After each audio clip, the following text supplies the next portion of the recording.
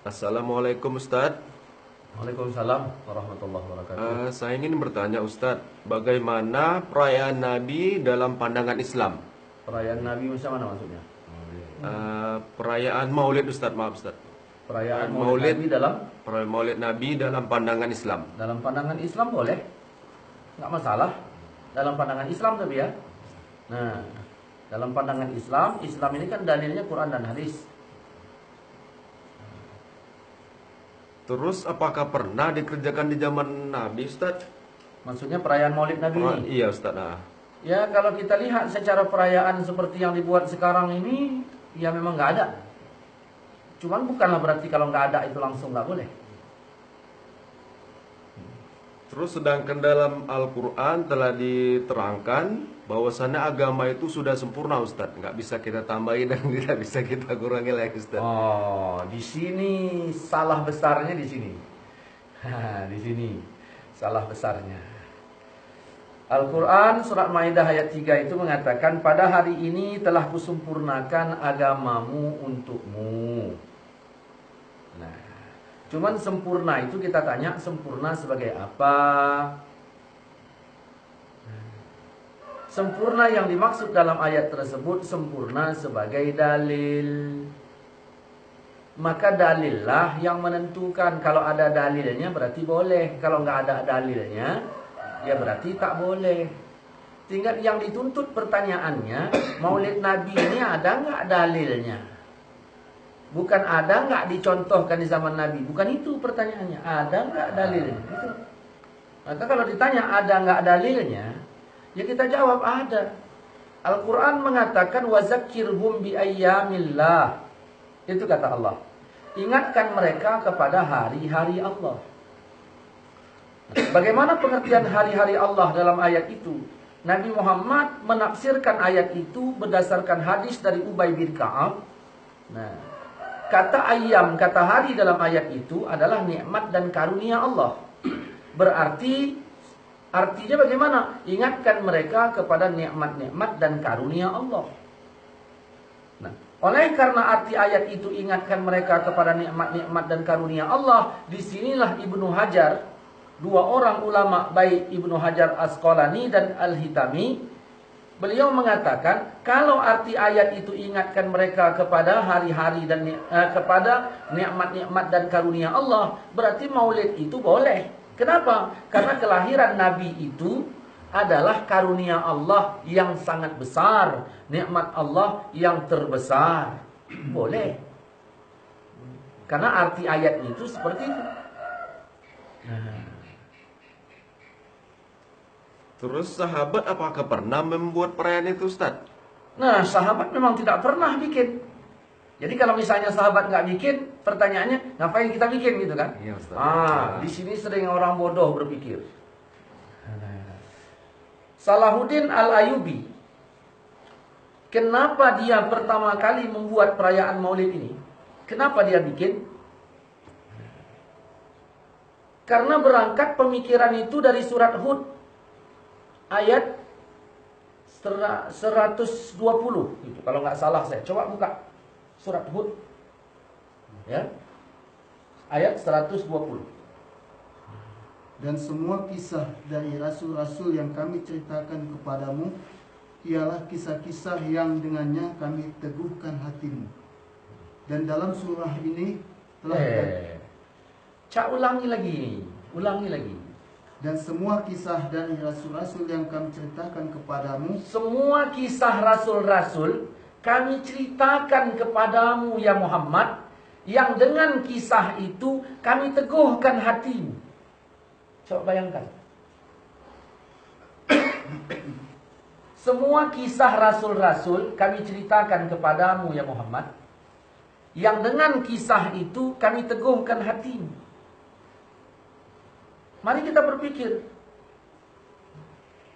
Allah meneguhkan hati Nabi kita, Nabi Muhammad, lewat Allah ceritakan kisah rasul-rasul sebelumnya. Salahuddin berpikir orangnya cerdas. Nabi saja Allah teguhkan hatinya lewat kisah rasul-rasul. Dia berpikir, kenapa umat ini tidak cinta kepada Rasulullah?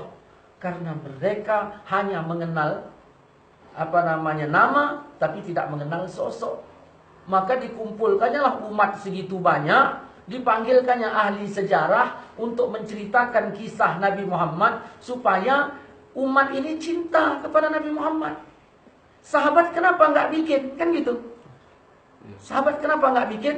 Sahabat ngapain pula bikin acara perayaan yang seperti dibuat oleh Salahuddin Al-Ayyubi? Orang sahabat hari-harinya pun sudah bersama Nabi.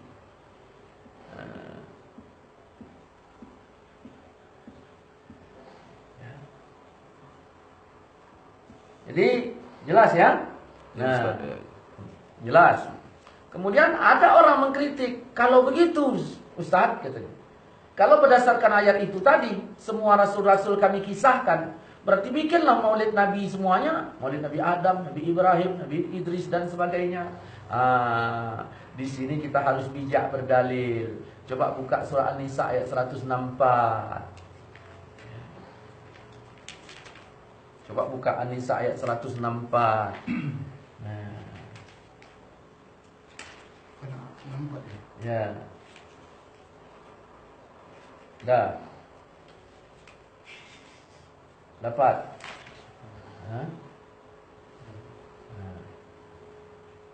Dan kami telah mengutus rasul-rasul yang sungguh telah kami kisahkan tentang mereka kepadamu dahulu. Terus? Dan rasul-rasul yang tidak kami kisahkan. Nah, kan jelas di sini. Ada rasul-rasul yang kami kisahkan, ada rasul-rasul yang enggak kami kisahkan. Kenapa kita enggak bikin maulid Nabi Ibrahim? Sekarang yang mau ditanamkan di hati umat ini cinta kepada siapa coba? Kepada Nabi Muhammad. Ya kisah Nabi Muhammad lah. Nah, ada orang bertanya, kalau begitu pentingnya maulid ini tadi, kenapa setahun sekali? Kenapa enggak sering aja setiap bulan? Makanya kita berdalil harus cerdas. Cerdasnya berdalil itu macam mana? Kan ayat tadi mengatakan wazakirhum, ingatkan mereka. Yang namanya ingatkan mereka setahun sekali ya cukup lah. Kalau sering-sering bukan ingat namanya. Mungkin ada orang yang mengkritik begini, Ustaz, bikin maulid ini kan ya terlalu bersenang-senang ya, bersenang-senang. Saya jawab, kalau bersenang kenapa rupanya? Ya dalilnya mana Ustaz? Katanya. Saya bilang, Allah mengatakan wa ma arsalnaka illa rahmatan lil alamin. Nah, kami tidak utus engkau ya Muhammad kecuali sebagai rahmat. Lalu dijawab orang itu, ya itu kan bukan dalil tentang masalah bolehnya senang-senang. Makanya kalau ngaji itu bersabar dulu. Kami tidak mengutus engkau ya Muhammad kecuali sebagai rahmat. Itu jelas kata Allah. Kemudian kita buka lagi di Al-Quran ayat yang lain. Apa Allah katakan di situ? Qul bifadlillah wa birahmatihi. Katakanlah dengan karunia Allah dan rahmatnya. Baru kita bertanya, rahmat ini siapa? Ibnu Abbas mengatakan, kata rahmat di sini adalah Nabi Muhammad. Maka lengkaplah pengertiannya. Katakanlah dengan karunia Allah dan rahmatnya, maksudnya Nabi Muhammad. Fabizalika falyafrahu. Hendaklah dengan demikian mereka bergembira. Siapa yang nyuruh bergembira? Yang menyuruh gembira siapa? Allah. Allah. Tapi begini Ustaz, orang-orang sekarang terlalu mengagung-agungkan. Saya kadang-kadang heran. Katanya hafal Quran, tapi dalil nggak ngerti. Orang sekarang terlalu mengagungkan Nabi Muhammad. Ya kita tanya, Nabi Muhammad itu pantas nggak diagungkan? Pantas nggak? Pantas. Kenapa? Jangan main jawab-jawab aja. Buka surat Qalam ayat 4. Dan sesungguhnya kamu benar-benar berbudi pekerti yang sesungguhnya engkau innaka la'ala khuluqin azim. Sesungguhnya engkau Muhammad punya budi pekerti yang agung. Nabi Muhammad itu diagungkan dalam Quran. Allah mengagungkan Nabi Muhammad. Masa kita yang ikut Allah meremehkannya? Cobalah. Kita meremehkannya. Orang-orang yang mengagungkan Jokowi aja sekarang ini, yang hebat kali dia menjagungkan Jokowi, cak kita remehkan, palang ada. Allah mengagungkan Nabi Muhammad.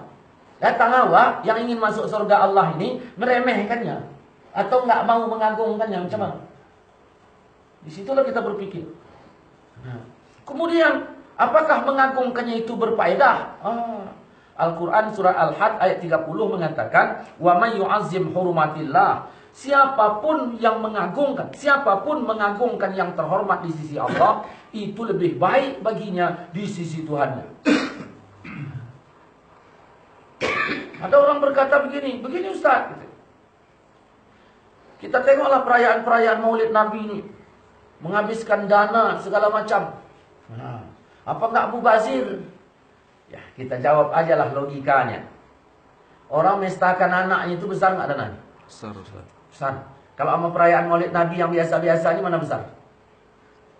Jokowi mantu kemarin. Macam mana? Besar enggak? Besar. Besar. Nah, besar dananya kan? Untuk perayaan Maulid Nabi, perayaan pesta itu segala macam, besar dananya. Siapalah? Katakanlah saya mestakan anak saya, habis uang 30 juta. Nah, siapa rupanya anak saya itu? Anak saya sama saya di dalam Quran mana lebih mulia? Apa kata Allah? Jangan kau katakan kepada orang tua, berarti lebih mulia orang tua. Tapi saya habiskan uang 30 juta untuk mestakan anak saya. Terus begitu saya pestakan anak saya menghabiskan uang 30 juta, begitu ada perayaan Maulid menghabiskan uang 5 juta, lalu saya kritik itu mubazir dan sebagainya. Saya bertanya kepada si pengkritik itu, dia baca Quran apa enggak? Kita lihat surah Al-Ahzab ayat 6. An-nabiyyu aula bil mu'minin min anfusihim. Nabi itu hendaknya lebih aula di hati orang mukmin ketimbang diri mereka. Nabi itu hendaknya lebih aula. Nah. Lebih aula, lebih tinggi. Nabi bukan anak saya hendaknya lebih aula dari Nabi, bukan. Tapi Nabi hendaknya lebih aula.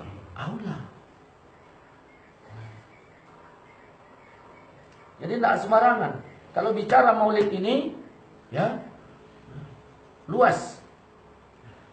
Cuman ya kita juga nggak punya banyak waktu untuk menjelaskannya hari ini. InsyaAllah nanti pada waktu yang lain bisa kita bahas lebih rinci.